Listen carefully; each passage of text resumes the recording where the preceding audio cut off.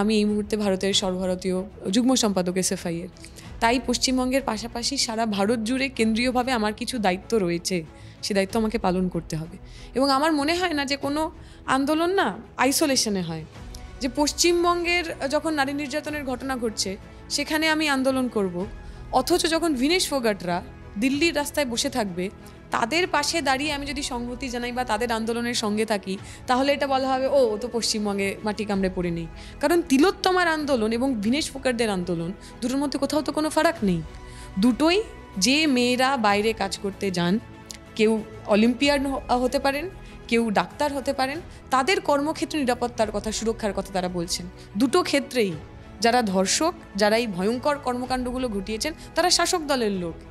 এক জায়গায় বিজেপি, এক জায়গায় তৃণমূল, এবং দুটো জায়গায় শাসক দল, দিল্লির পুলিশ, কলকাতার পুলিশ, তাদের যে ব্যবহার, সেই ব্যবহারের মধ্যে কোথাও পার্থক্য নেই। তাই দিল্লির লড়াই এবং পশ্চিমবঙ্গের এই কর্মকাণ্ড, সেটাকে আমি খুব আলাদাভাবে দেখি না। I see it in continuity. এই দুটোর একে অপরের সঙ্গে যোগাযোগ রয়েছে।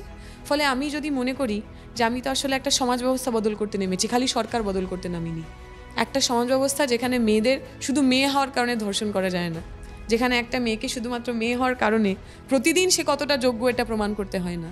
তাহলে সেই ব্যবস্থা পরিবর্তনের ক্ষেত্রে কলকাতায়, পশ্চিমবঙ্গে তিলোত্তমার আন্দোলন যতটা গুরুত্বপূর্ণ, ততটাই দিল্লির রাজপথে, হরিয়ানার রাজপথে ভিনেশ ফোগাট, সাক্ষী মালিকদের সঙ্গে থাকাটা গুরুত্বপূর্ণ।